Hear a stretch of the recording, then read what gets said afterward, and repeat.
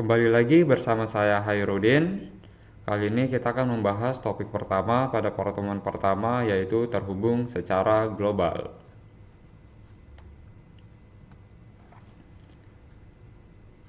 Oke, pada bagian pertama ini kita akan membahas tentang jaringan dalam kehidupan sehari-hari.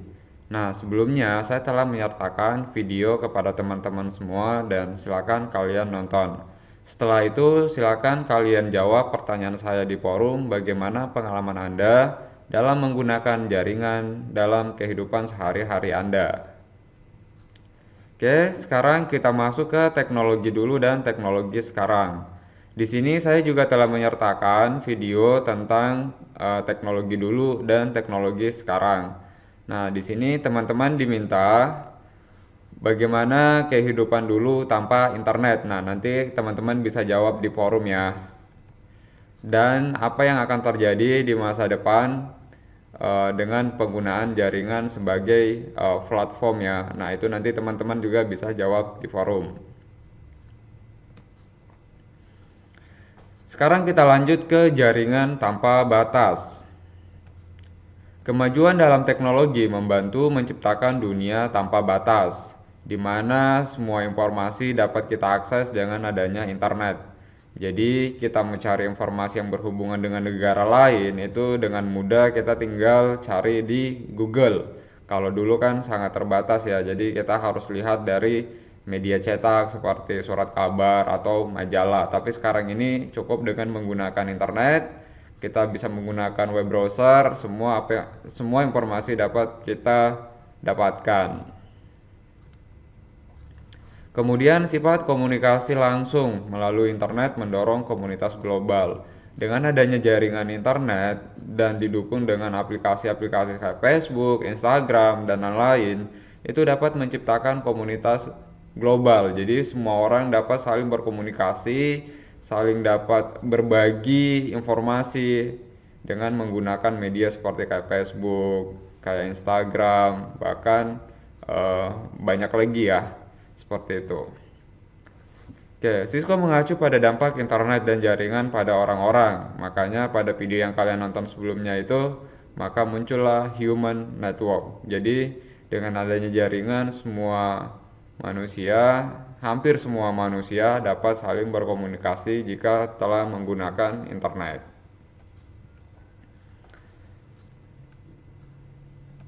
Oke, sekarang kita masuk ke bahasan berikutnya, yaitu jaringan mendukung cara kita belajar. Nah, di sini teman-teman pada saat kalian sekolah waktu di SMA, pasti jika ingin belajar itu kan harus datang ke sekolah, terus masuk ke ruang kelas, dan nanti di dalam kelas itu terdapat seorang guru. Tetapi dengan adanya perkembangan teknologi sekarang ini, jadi untuk belajar itu, untuk memiliki guru itu atau memiliki dosen itu, kita tidak harus lagi datang ke sekolah atau datang ke kampus seperti yang kita lakukan sekarang ini. Kita bisa belajar di mana saja, kapan saja, selama kita bisa terhubung ke internet. Oke, lanjut lagi ke jaringan mendukung cara kita bekerja. Nah, globalisasi internet telah memberdayakan individu untuk membuat informasi yang dapat diakses secara global.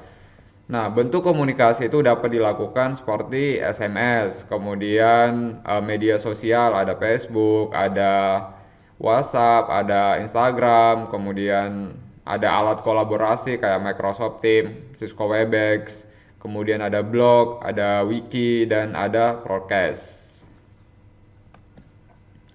Kemudian jaringan mendukung cara kita bekerja. Jaringan data telah berkembang untuk mendukung kita bekerja. Jadi misalkan nih dalam suatu perusahaan biasanya kan mengirim stafnya untuk melakukan pelatihan. Nah, dengan adanya internet, jadi pembelajaran itu dapat dilakukan secara online dengan mengurangi biaya dan perjalanan yang memakan waktu. Nah, biasanya kan kalau mau pelatihan kan harus keluar kota, belum lagi biaya hotel, biaya transportasi. Nah, dengan adanya media online, kita cukup berada di perusahaan saja, terhubung ke internet, kita bisa menggunakan kayak video conference untuk berkomunikasi dengan trainer, atau biasanya menggunakan video pembelajaran yang seperti kita gunakan sekarang ini. Nah, pelatihan karyawan menjadi lebih hemat biaya, jadi perusahaan juga tidak mengeluarkan banyak biaya. Oke, jaringan mendukung cara kita bermain. Nah, mungkin di sini teman-teman semuanya pasti sudah mengalami ya bahwa sekarang itu kalau mau dengar musik itu nggak harus download lagu dulu atau nggak harus ke misalkan ke konter untuk injek lagu ke dalam smartphone atau ke dalam handphone kalian.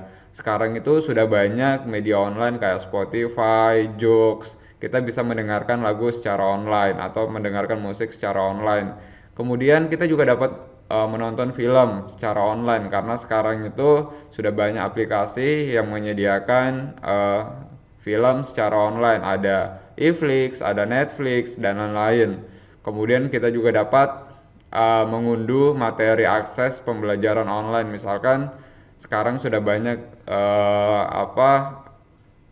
perpustakaan yang secara online menyediakan resource.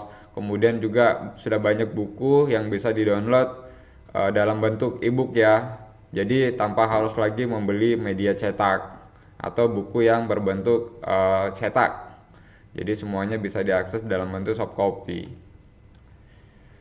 Nah, kemudian jaringan memungkinkan game online dengan cara yang tidak mungkin dilakukan 20 tahun yang lalu. Kalau mungkin sekarang teman-teman pasti di sini semuanya pasti main game online kan, nggak mungkin enggak karena sekarang itu orang itu banyakan kecanduan ya bermain game, nggak seru kalau nggak main game. Jadi kadang kapan saja kalau lagi bosan atau apa tinggal buka handphone main game dan itu dilakukan secara online.